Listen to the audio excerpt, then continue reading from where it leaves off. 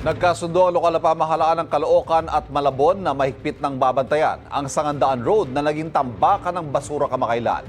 May paalala rin ang mga otoridad sa sino mang magtatapon ng basura sa mga ipinagbabawal na lugar. May karampatang parusa para dyan. May unang balita si Marisol Abduraman.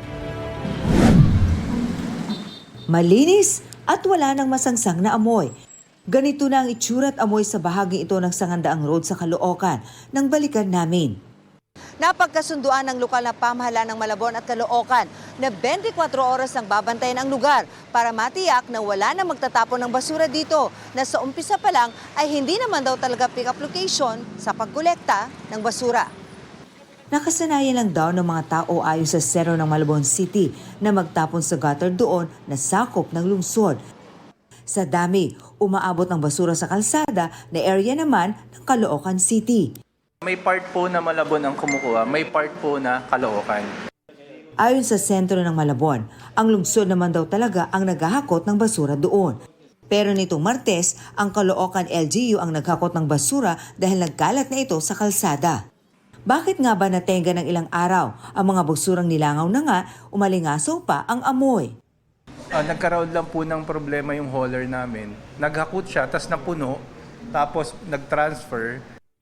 Ayon sa DNR-NCR, hindi na bago sa kanilang problema dahil dati na raw may mga sumbong sa kanila. May ilang mga pagkakataon na nangyari ito, pero hindi ganun kalaki na as katulad ng Monday.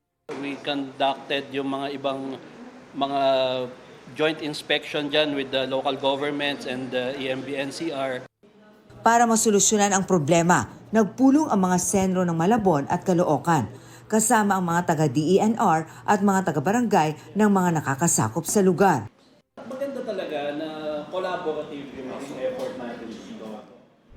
Napagkasundo ang mahigpit na bantayan ang lugar para wala na magtapon. Dahil nga ito'y boundary, lagi kami nakaredy po para tumulong po sa kanila.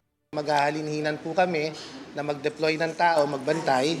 Kukumit po namin yung aming barangay Tugatog na tumulong after 10 p.m. Kasi nga po, kadalasan po yung nagtatapon po, late hours po madaling araw.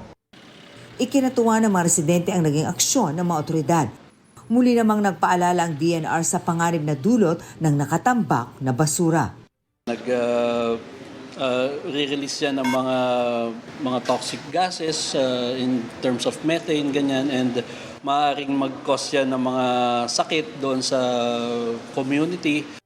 May karampatang parusa ang pagtatapon ng basura sa mga ipinagbabawal na lugar. Maaari po sila magbayad ng 300 hanggang 1,000 po sa unang nilang penalty. Matuto yung mga taong magmalasakit kasi minsan po parang ang thinking lang nila may maghahakot naman, tatapon namin. Ito ang unang balita. Marisol Abduraman para sa GMA Integrated News.